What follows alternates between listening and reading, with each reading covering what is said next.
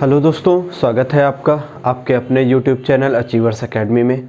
हम लोगों ने पिछली क्लास में DPSP का प्रारंभ किया था।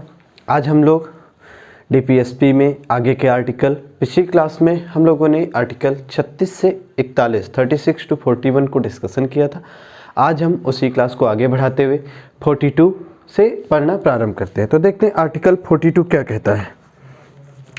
आर्टिकल 42 कहता है, अनुच्छेद जो 42 है वो क्या कहता है। अनुच्छेद 42 कहने का प्रयास करता है काम की न्यायसंगत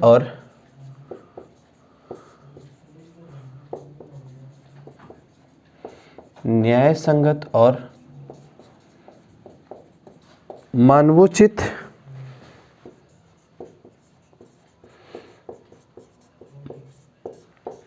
दशाओं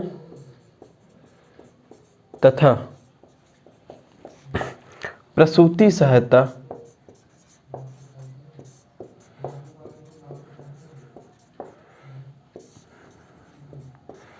का उपबंध।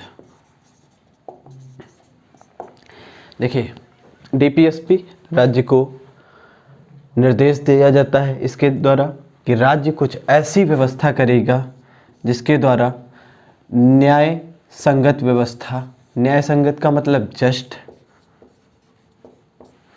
न्याय होना चाहिए, जस्टिस होनी चाहिए, उसके साथ मानवोचित दशाओं मतलब condition which is favourable to human, मतलब ये कुछ ऐसी दशाएं जो मानव को काम करने के लिए अनुकूल हो। सपोज करिए कि कोई ऐसी फैक्ट्री है जहाँ चारों ओर से फैक्ट्री के अंदर कुछ ऐसी चीज़ का प्रोडक्शन हो रहा है और उससे निकलने वाला कुछ ऐसे पदार्थ जो व्यक्ति के स्वास्थ्य को ख़राब करते हों, तो उस जगह एक्सपेक्ट किया जाएगा कि उस फैक्ट्री में कुछ एग्जॉस्ट की व्यवस्था की जाए ताकि लोगों को वहाँ पर काम करने के लिए मानवोचित दशाओं की व्यवस्था हो सके, ह्यूमन।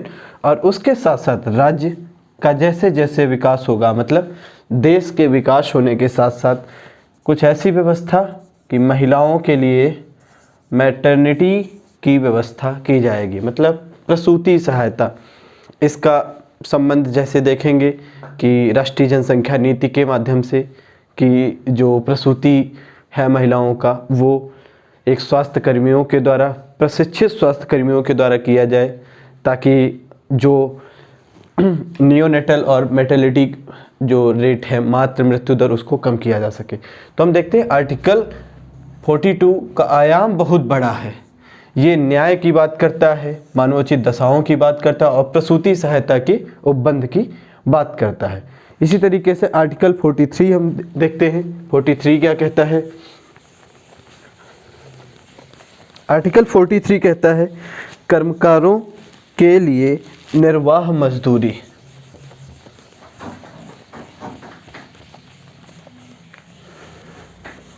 और कुटीर उद्योगों का विकास। आर्टिकल 43 कहता है कर्मकारों के लिए निर्वाह मजदूरी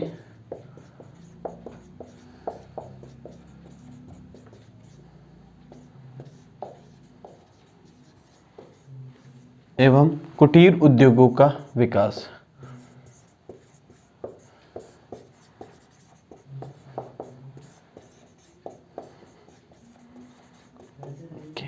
DPSP राज्य को निर्देश देता है कि व्यक्ति को निर्वाह योग्य कम से कम इतना पेमेंट किया जाए, उसका इतना मजदूरी रखा जाए, उतना वेजेज रखा जाए कि उसका जो लिविंग स्टैंडर्ड है वो सही रहे,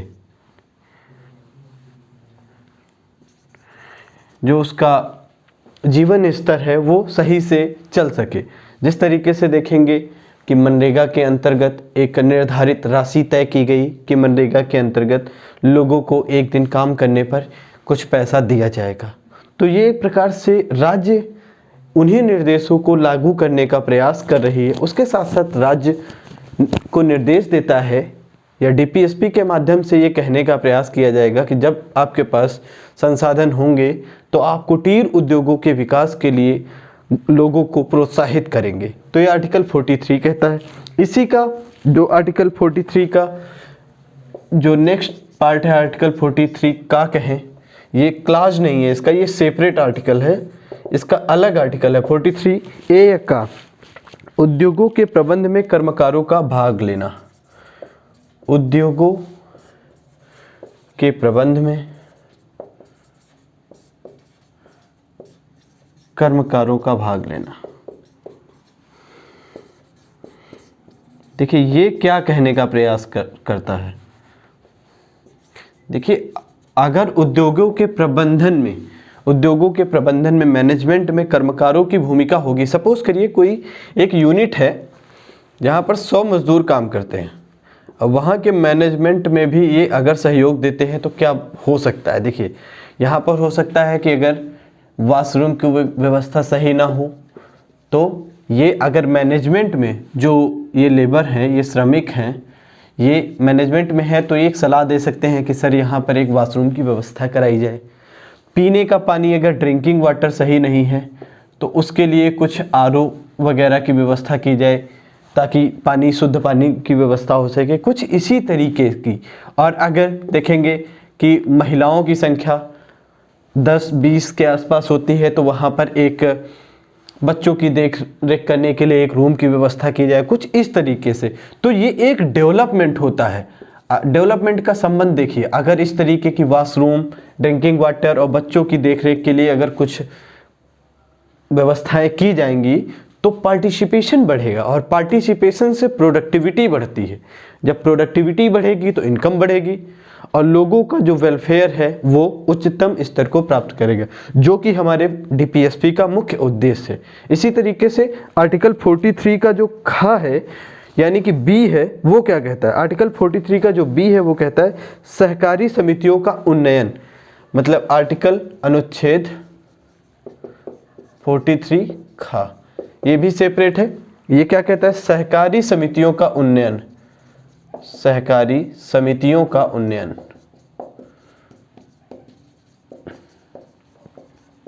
देखिए ये जो है ये 97th कॉन्स्टिट्यूशनल अमेंडमेंट, 97वें संविधान संशोधन के द्वारा 2011 में DPSP में जोड़ा गया। ये नया सबसे सर्वाधिक नया DPSP है जो जोड़ा गया है। इसको याद रख सकते हैं कि आर्टिकल 43 खा या आर्टिकल 43D क्या कहता है, सहकारी समितियों के उन्नयन की बात करता है। देखिए ये जो आर्टिकल है ये हमारे फंडामेंटल राइट में भी है, हमने इसको बारे में डिस्कस किया है फंडामेंटल राइट। तो हम इसको देखते हैं कि ये हमारे फंडामेंटल राइट का जो आर्टिकल 19 क्लाज 1 और सब क्लाज C है,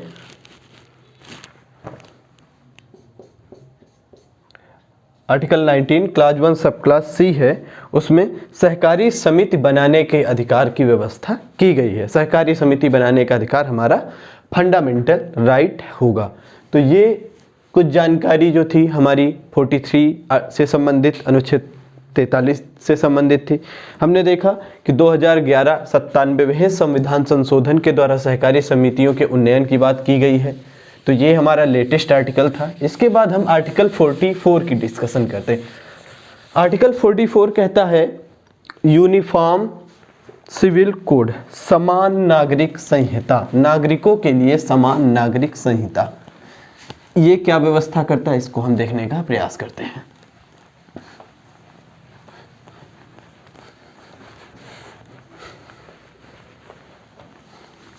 ये समान नागरिक संहिता का मतलब क्या है, एक देश एक जैसे नियम कानून नागरिकों के ऊपर अप्लाई हो। इसको हम इस तरीके से समझ सकते हैं जिस तरीके से मर्डर करने पर किसी व्यक्ति की अगर दो व्यक्तियों के बीच में झगड़ा होता है और एक व्यक्ति दूसरे का मर्डर कर देता है, तो जो व्यक्ति मर्डर करता है उसको जो IPC की धारा है उसके जरिए जो सज़ा का प्रावधान है वो दी जाती है। तो हम कहेंगे कि परिस्थितियां समान होने पर अगर कोई भी नागरिक अपराध करता है तो उसको जो सज़ा होगी वो विधि के अनुसार मिलेगी। लेकिन भारत की जो नागरिक संहिता की बात करें तो हम इसको पहले डिटेल में समझने का प्रयास करते हैं। आर्टिकल 44 अनुच्छेद 44 नागरिकों के लिए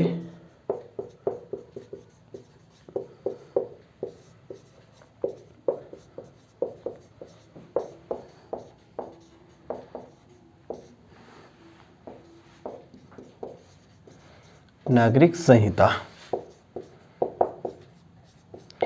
यूनिफॉर्म सिविल कोड, यूसीसी।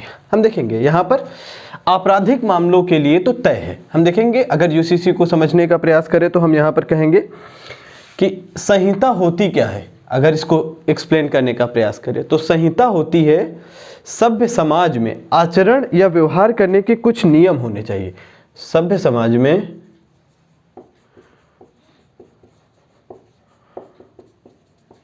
आचरण के नियम,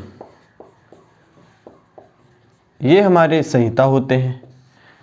तो यहाँ पर देखते हैं आचरण के नियम। हम अगर इसको बांटे संहिता को, तो संहिता दो प्रकार से होती है, आपराधिक और हमारी एक होती है नागरिक। आपराधिक संहिता और नागरिक संहिता। आपराधिक संहिता जो है, इसके जरिए कौन सा कार्य अपराध है, अपराध क्या है और उस अपराध के लिए सजा क्या है, इसकी व्यवस्था की जाती है।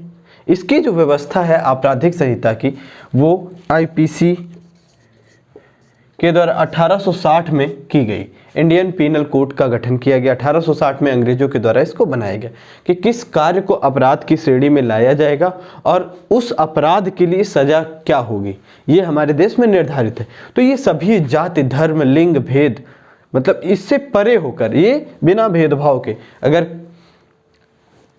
हमने एग्जाम्पल के माध्यम से समझने का प्रयास किया कि किस तरीके से अगर एक परिस्थितियां समान हो और कोई मर्डर हो जाता है तो वहां पर उन व्यक्तियों को जिन्होंने एक कृत्य किया है उनको सजा भी समान मिलेगी। इस तरीके से नागरिक संहिता की अगर हम बात करें तो नागरिक संहिता का गठन हिंदुस्तान में, भारत में अभी तक नहीं हुआ है।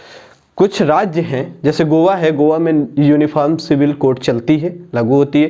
लेकिन अगर हम यहाँ पर बात करें कि देश के स्तर पर, तो नागरिक संहिता का अभाव है। ये है क्या, देखिए लोग हैं, धर्म है यहाँ पर, और इसका संबंध उन आचरणों से होता है जो गैर आपराधिक होते हैं। गैर आपराधिक, अब देखते हैं कैसे।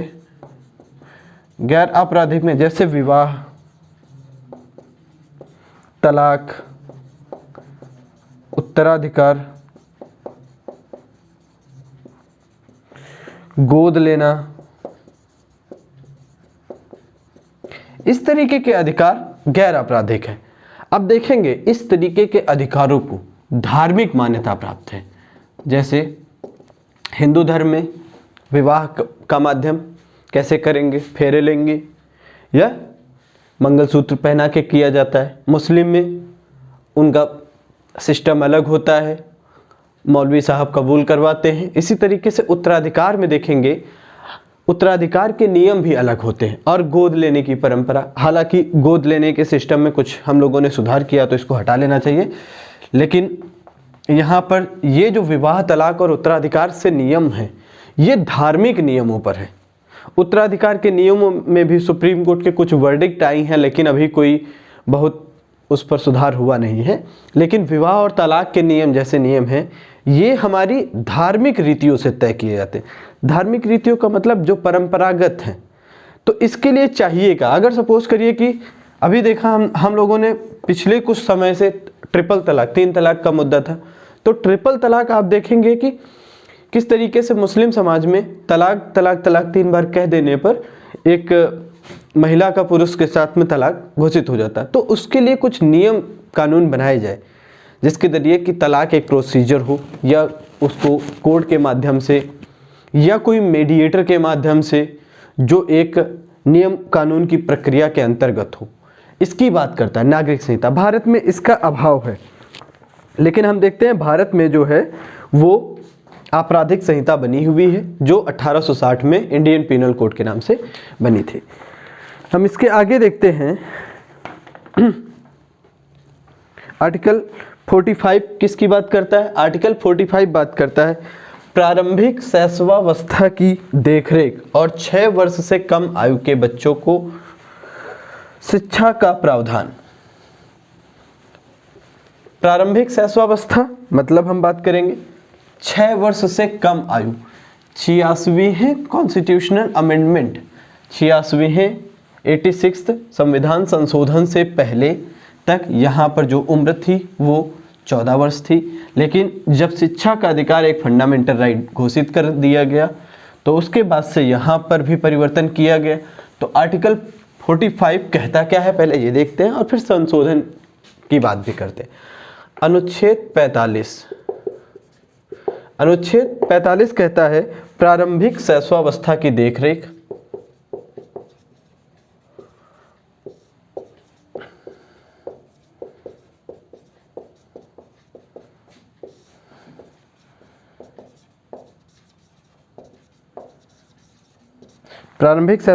देखरेख और 6 वर्ष से कम आयु, 6 वर्ष से कम आयु के बालकों की शिक्षा का प्रावधान।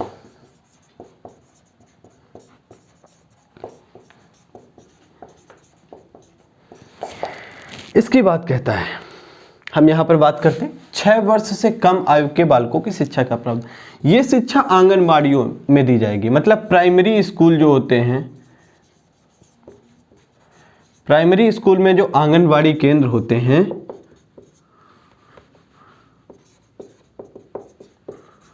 आंगनबाड़ी केंद्रों पर यह शिक्षा दी जाएगी। यहाँ पर बातचीत है 6 वर्ष से कम। हम देखते हैं संशोधन हुआ 86वां संविधान संशोधन। संविधान संशोधन के द्वारा ये जो उम्र है ये पहले 14 वर्ष थी, इसको कम करके 6 वर्ष किया गया। देखेंगे 6, इसी के साथ फंडामेंटल राइट में भी जो परिवर्तन हुआ, फंडामेंटल राइट में किया गया कि 6 से 14 वर्ष तक के बालकों को या बच्चों को निःशुल्क शिक्षा का अधिकार, राइट टू एजुकेशन की बात की गई। लेकिन यहाँ पर जो है वो 6 वर्ष से कम, मतलब जब बच्चा आंगनबाड़ी विद्यालय में जाएगा वहाँ पर प्रारंभिक चीज़ों के बारे में सीखेगा। तो आर्टिकल 45 ये कहता है। आर्टिकल 46 को बात करते हैं। आर्टिकल 46 क्या कहता है? अनुच्छेद 46 कहता है शेड्यूल्ड कास्ट, शेड्यूल्ड ट्राइब और अन्य दुर्बल वर्ग की शिक्षा और अर्थ संबंधी हितों की अभिवृद्धि। मतलब राज्य को निर्देश दिए जाते हैं या गवर्नमेंट को निर्देश दिए जाते हैं डीपीएसपी के द्वारा, वो कुछ ऐसे प्रावधान करेगा। कैसे प्रावधान करेगा? आर्टिकल 46 के माध्यम से, अनुच्छेद 46 के माध्यम से शेड्यूल्ड कास्ट, शेड्यूल्ड ट्राइब और अन्य दुर्बल वर्ग की शिक्षा और अर्थ संबंधी हितों में अभिवृद्धि।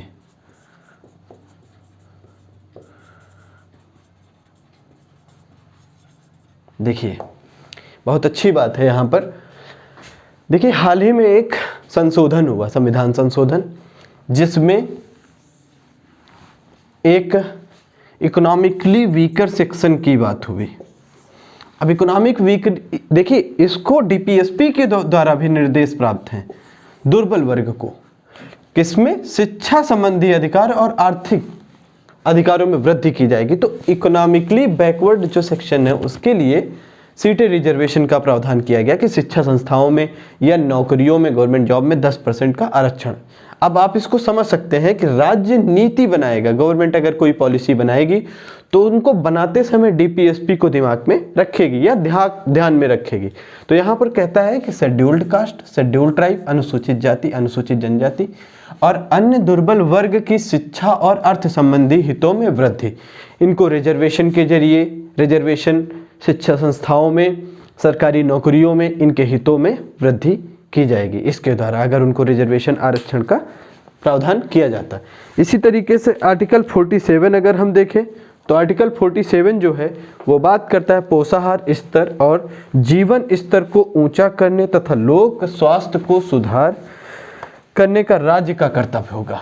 लोक स्वास्थ्य, अब देखिए ये इनडायरेक्टली बात करता है कि कुछ हॉस्पिटल्स की व्यवस्था गवर्नमेंट के द्वारा की जाएगी जिसके द्वारा बीमार लोगों का इलाज किया जा सके। हम पहले इसको लिख लेते हैं। आर्टिकल 47 अनुच्छेद 47 क्या कहता है? पोषाहार स्तर,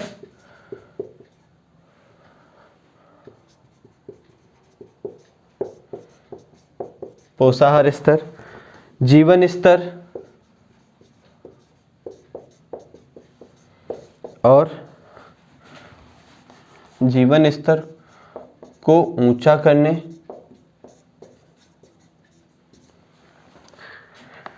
तथा लोक स्वास्थ्य में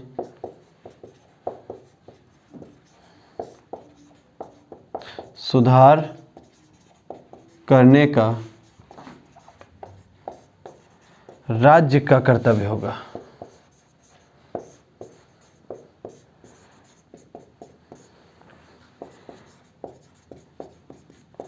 अब देखिए इसको प्रत्यक्ष एग्जाम्पल के रूप में देखा जा सकता है। पोषाहार स्तर, किसका पोषाहार स्तर? देखेंगे देश की वृद्धि के लिए बालकों का बहुत बड़ा योगदान है, जो आने वाली न्यू अपकमिंग जनरेशन होगी उसका। तो इसके लिए गवर्नमेंट ने नेशनल न्यूट्रिशन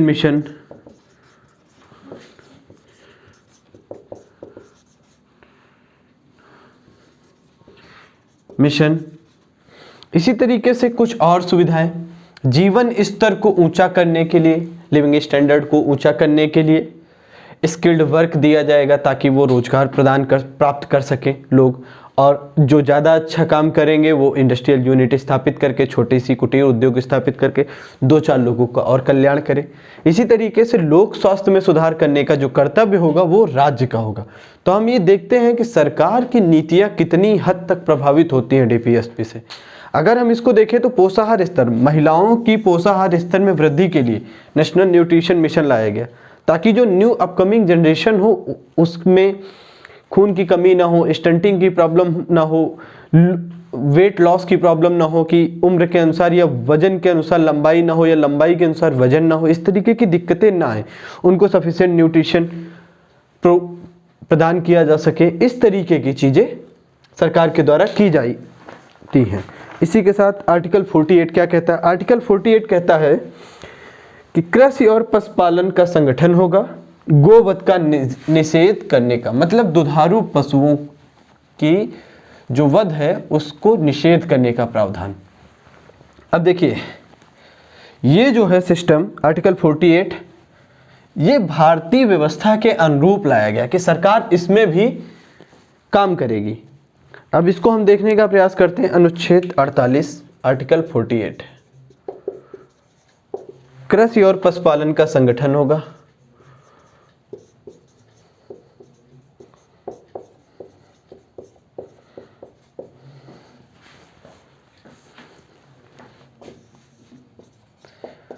संगठन और गोवध निषेध।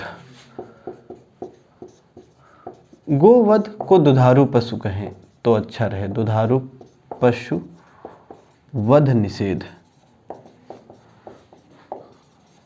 देखिए अगर इसको समझने का प्रयास करें, कृषि और पशुपालन का संगठन, सरकार कृषि और पशुपालन को बढ़ावा देगी। अब नीतियां देखिए क्या करती है, गवर्नमेंट सब्सिडाइज रेट पर, बहुत ज़्यादा सब्सिडी पर किसानों को, फार्मर्स को बीमा प्रदान करती है, फसल सुरक्षा बीमा, किसान सुरक्षा बीमा, इस तरीके की जो चीज़ें हैं किसानों को ये प्रदान की जा रही है। वो किस लिए?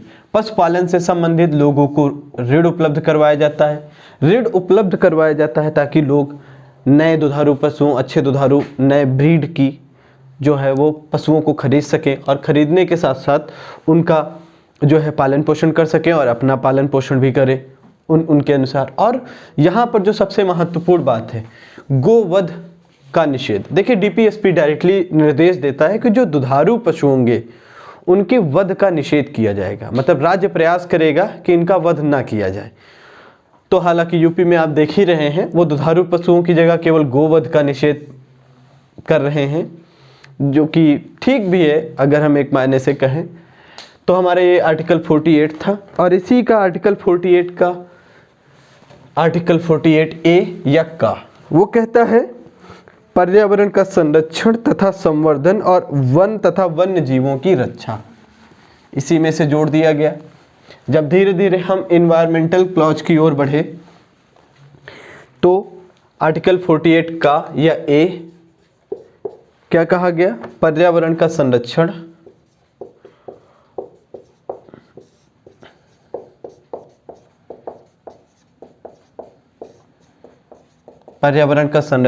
तथा वन तथा और संवर्धन तथा वन और वन्यजीव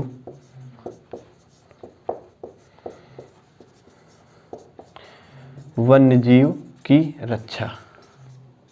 देखिए इसको अगर हम समझें तो यहाँ पर जैसे जैसे इन्वायरमेंट फील्ड में हमने काम किया, वाइल्ड लाइफ प्रोटेक्शन एक्ट 1972, फिर 1986 में हम लोगों ने इन्वायरमेंट प्रोटेक्शन एक्ट लाते हैं। जिस तरीके से हमारी पर्यावरण को बचाने के उद्देश्य से सरकार ने काम किया, उसी तरीके से कुछ चीज़ों को डीपीएसपी में भी पुटअप किया गया, इस अधिकार को डीपीएसपी में डाल दिया गया। आर्टिकल 49 क्या कहते हैं, अनुच्छेद 49 क्या कहता है, आर्टिकल 49 कहता है राष्ट्रीय महत्व के संस्मारकों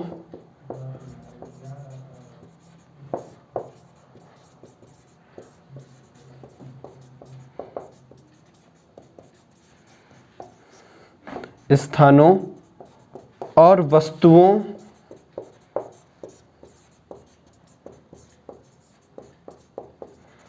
का संरक्षण। देखिए राष्ट्रीय महत्व के संस्मारकों, Lal Qila, Qutub Minar, Taj Mahal, India gate, etcetera जो भी हमारी राष्ट्रीय महत्व की चीज़ें हैं या संस्मारक हैं, उनको संरक्षण किया जाएगा। और स्थानों का भी संरक्षण किया जाएगा, जो हमारी हेरिटेज सिटी होंगी उनका भी संरक्षण करने का प्रयास किया जाएगा। उसके साथ साथ जो राष्ट्रीय महत्व की वस्तुएं होंगी उनका भी संरक्षण किया जाएगा।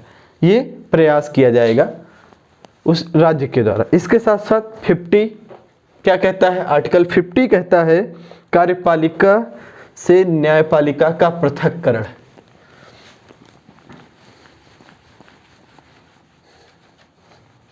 कार्यपालिका का न्यायपालिका से पृथक्करण।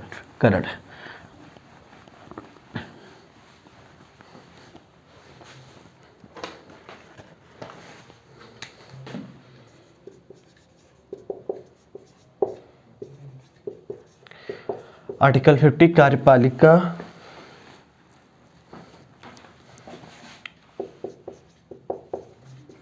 का न्यायपालिका से पृथक्करण। देखिए इसकी बात की जाती है कि कार्यपालिका और न्यायपालिका अलग होगी।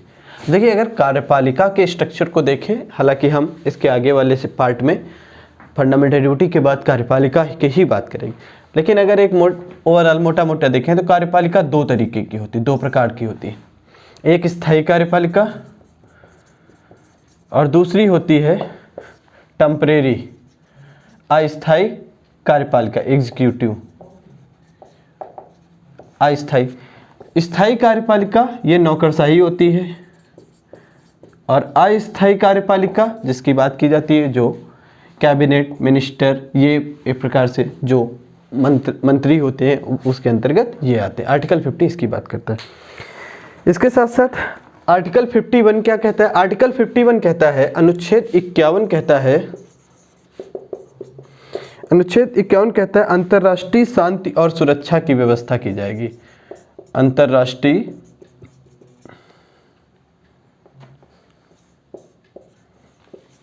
शांति और सुरक्षा की रक्षा। ये हमारी डीपीएसपीस थी। हमने पिछली क्लास में ही देखा कि जो हमारी डीपीएसपीस थे वो किस तरीके से राज्य को एक प्रकार से शासन के क्रियान्वयन में या नीति निर्माण में किस तरीके से मदद करते हैं। हमने समय समय पर इसको देखा भी किस तरीके से ये मदद करते हैं। अब हम देख लेते हैं कि कुछ संविधान संशोधन हुए जिसके अंतर्गत डीपीएसपी में कुछ जोड़े गए कुछ आर्टिकल और कुछ में कमी की गई। जैसे कि हमने देखा शैशवावस्था की देखरेख में उम्र को कम ज़्यादा किया गया। तो हम देखते हैं जो सुधार है वो सबसे बड़ा सुधार जो हुआ वो हम कहें 42nd कॉन्स्टिट्यूशनल अमेंडमेंट, 42वां संविधान संशोधन कॉन्स्टिट्यूशनल अमेंडमेंट। ये कब होता है? 1976 में, 1976 में। देखते हैं इसके अंतर्गत जो हुए, जो ऐड किए गए डीपीएसपी में आर्टिकल, वो article 39A, article 43A। Article 39A कहता है निःशुल्क कानूनी सहायता एवं समान न्याय। निःशुल्क कानूनी सहायता एवं समान न्याय की बात करता है। इसके साथ साथ आर्टिकल 43A देखें तो उद्योगों के प्रबंधन में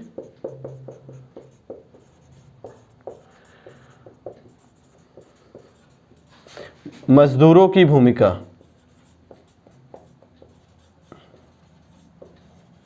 इसकी बात किया जाता है। और इसके साथ साथ हम देखें तो आर्टिकल 48A, आर्टिकल 48 हमने देखा पर्यावरण की रक्षा, वन तथा वन्य जीवों का संवर्धन, पर्यावरण की रक्षा, ये 48A में ये जोड़ा गया। और इसके साथ साथ जोड़ा गया आर्टिकल 39F। आर्टिकल 39F किसकी बात करता है? बचपन और यौवन को शोषण से बचाना, बचपन और यौवन को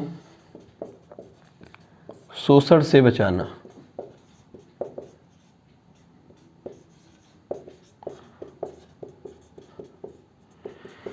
ये कुछ प्रावधान किए गए 42वें संविधान संशोधन 1976 के द्वारा। इसमें देखेंगे आर्टिकल 39A निःशुल्क कानूनी सहायता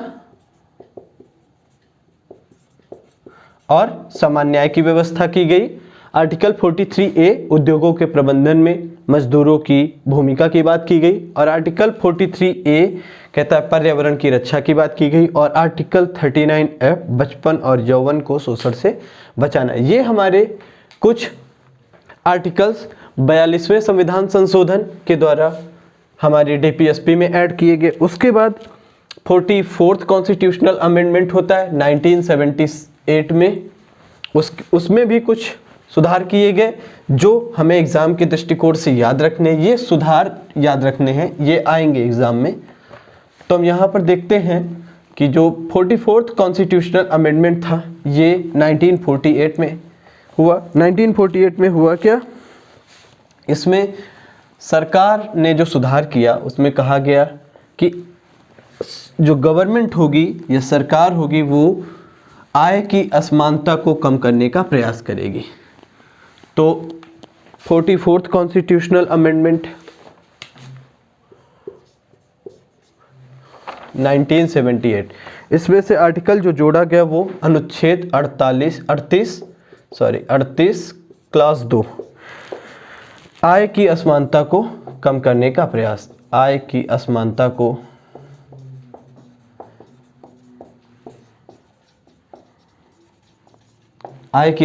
कम करने का प्रयास किया जाएगा। इसके साथ साथ देखेंगे तो एक 97th कॉन्स्टिट्यूशनल अमेंडमेंट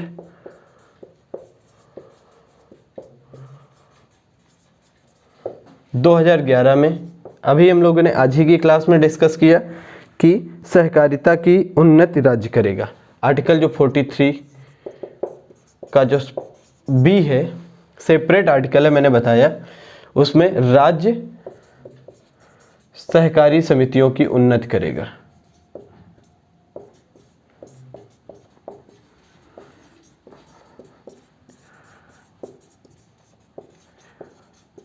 ये कुछ प्रावधान संविधान संशोधन के माध्यम से करने का प्रयास किया गया। इसके साथ साथ हम देखते हैं कि हमारी जो डीपीएसपी थी, हमने फर्स्ट लेक्चर में ही डिस्कस किया डीपीएसपी के, उसमें किस पर प्रभाव है विभिन्न विचारधाराओं का। समाजवादी विचारधारा का प्रभाव है, गांधीवादी विचारधारा का प्रभाव है, और उसके साथ साथ उदारवादी विचारधारा का प्रभाव है। जैसे अगर हम गांधीवादी विचारधारा की बात करें, गांधीयन आइडियोलॉजी जैसे पंचायतों का संगठन, ये, इसके साथ साथ गोवध निषेध की बात की गई है, और अगर बात करें तो मद्य निषेध की बात की गई है। तो हम देखते हैं कि हमारी डीपीएसपी पर जो प्रभाव है वो गांधी जी का है, मतलब गांधी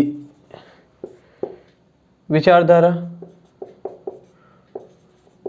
उसके साथ साथ अगर हम बात करें तो समाजवादी विचारधारा अगर देखें तो जैसे संसाधनों का विकेंद्रीकरण, कार्यों के जैसे प्रबंधन में मजदूरों की जो भूमिका है उसकी बात की गई, या प्रबंधन में मैंने उसको बहुत अच्छे से समझाया। और उसके साथ साथ समाजवादी विचारधारा के साथ साथ अगर हम बात करें तो उदारवादी विचारधारा।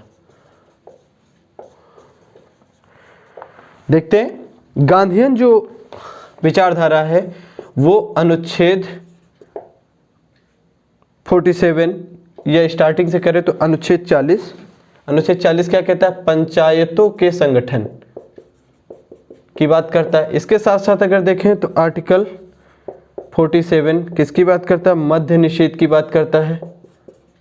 और इसके साथ साथ बात करें आर्टिकल 48, तो ये गोवध निषेध या पर्यावरण की रक्षा, ये इस तरीके की गांधीयन विचारधारा में बातचीत होती। और इसी को जब हम देखते हैं समाजवादी विचारधारा, तो समाजवादी विचारधारा में आर्टिकल जो 39 का बी है वो उत्पादन के साधनों का जनहित में प्रयोग, उत्पादन के साधनों का जनहित में प्रयोग। इसके साथ साथ बात करें 39C जो है आर्टिकल, वो कहता है उत्पादन के साधनों का विकेंद्रीकरण हो, decentralisation of production, factor of production की बात करता है। इसके साथ साथ बात करता है 42 की, निर्वाह योग्य मजदूरी दी जाए, कम से कम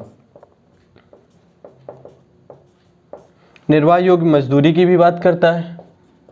और इसके साथ साथ अगर हम देखें 43A, उद्योगों के प्रबंधन में मजदूरों की भूमिका, ये जो है समाजवादी विचारधारा से प्रेरित तत्व थे। इसी की तरह उदारवादी तत्व जो हैं वो भी हमारे पाए जाते हैं। जैसे उदारवादी तत्वों में सबसे महत्वपूर्ण है कार्यपालिका का विधायिका से पृथक्करण,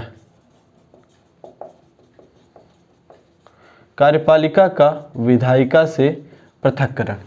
तो ये कुछ डीपीएसपीस थे जिन पर हमारा गांधी विचारधारा, समाजवादी विचारधारा और उदारवादी विचारधाराओं का प्रभाव है।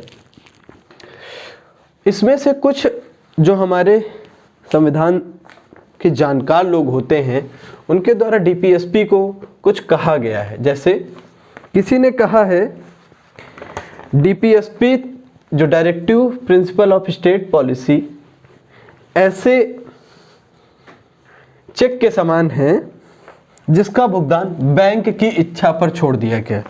ये केटी शाह साहब ने कहा। इसके साथ साथ देखेंगे नसीरुद्दीन साहब ने कहा कि डीपीएसपी नए वर्ष की शुभकामनाओं के भांति हैं। इसी के साथ साथ आइवर जेनिंग्स थे, इन्होंने डीपीएसपी पवित्र इच्छाओं की भांति बात की कि डीपीएसपी पवित्र इच्छाओं की भांति हैं। और डॉक्टर भीमराव अंबेडकर साहब ने कहा कि डीपीएसपी आर्थिक क्षेत्र में समाजवाद लाने के लिए जरूरी है, सबसे महत्वपूर्ण। डॉक्टर भीमराव अंबेडकर ने कहा कि डीपीएसपी आर्थिक क्षेत्र में समाजवाद लाने के लिए बहुत आवश्यक है। तो ये हमारे कुछ रहे हैं, हमने डीपीएसपी से संबंधित कुछ तत्वों को देखा, उसको समझने का प्रयास किया, उस पर विचारधाराओं का प्रभाव देखा कि कौन कौन सी विचारधाराएं गांधीवादी विचारधारा, समाजवादी विचारधारा और उसके साथ साथ उदारवादी विचारधारा है। हमने फिर और आगे क्लासिफिकेशन किया, कुछ कथन्स को देखे, कुछ कथनों में किसी ने कहा कि ये चेक की भांति हैं जो बैंक की इच्छा पर निर्भर है, किसी ने कहा कि नए वर्ष की शुभकामनाओं की भांति है। लेकिन सबसे महत्वपूर्ण जो कथन है वो डॉक्टर भीमराव अंबेडकर का, जिन्होंने कहा कि जो डीपीएसपी हैं, राज्य के नीति निर्देशक तत्व हैं, वो आर्थिक क्षेत्र में समाजवाद लाने का काम करेंगे। तो ये डीपीएसपी को हमने एक व्यू में समझने का प्रयास किया, उसको अच्छे से देखने का प्रयास किया। हम नेक्स्ट लेक्चर में फंडामेंटल ड्यूटी के बारे में देखेंगे और नेक्स्ट कार्यपालिका को पढ़ेंगे। धन्यवाद दोस्तों।